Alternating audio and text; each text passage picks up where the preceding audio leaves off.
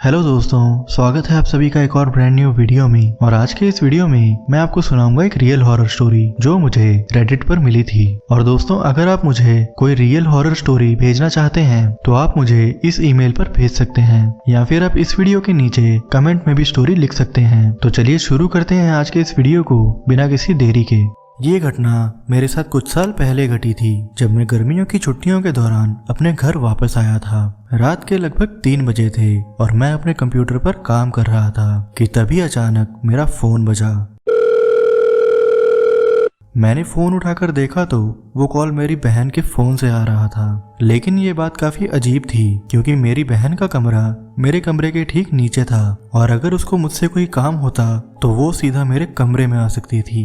ये सब सोचते हुए जैसे ही मैं फोन उठाने लगा तो उसी वक्त कॉल कट हो गया। ये घटना मुझे बहुत ही अजीब लगी और मुझे लगा कि मेरी बहन मुझसे कुछ बात करना चाहती है, इसलिए मैं उठकर उसके कमरे की तरफ जाने लगा। और जैसे ही मैं उसके दरवाजे पर पहुंचा तो मुझे उसके जोर से चीखने की आवाज सुनाई दी। ये सुनते ही मैं तुरंत उसके कमरे के अंदर चला गया, लेकिन वहां पर मेरी बहन के अलावा कोई भी नहीं था। इस घटना के बाद मेरी बहन काफी डर गई और रोने लगी, जिसके बाद मैंने उसे किसी तरह से चुप कराया और उससे पूछा कि क्या हुआ था। तो उसने बताया कि जैसे ही उसकी नींद खुली तो उसने अपने चेहरे से कुछ दूरी पर एक काले से साए को देखा, जिसकी वजह से वो डर के चिल्लाने लगी थी।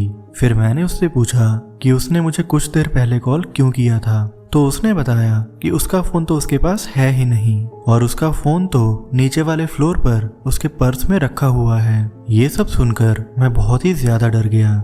और इस पूरी घटना में सबसे हैरानी की बात तो ये थी कि उसका कॉल लॉग मेरे फोन पर मौजूद था, लेकिन उसके फोन में ऐसा कोई भी लॉग नहीं था, यानी कि उसके फोन से मेरा नंबर डायल ही नहीं किया गया था। और इस पूरी घटना को मैं आज तक समझ ही नहीं पाया हूँ।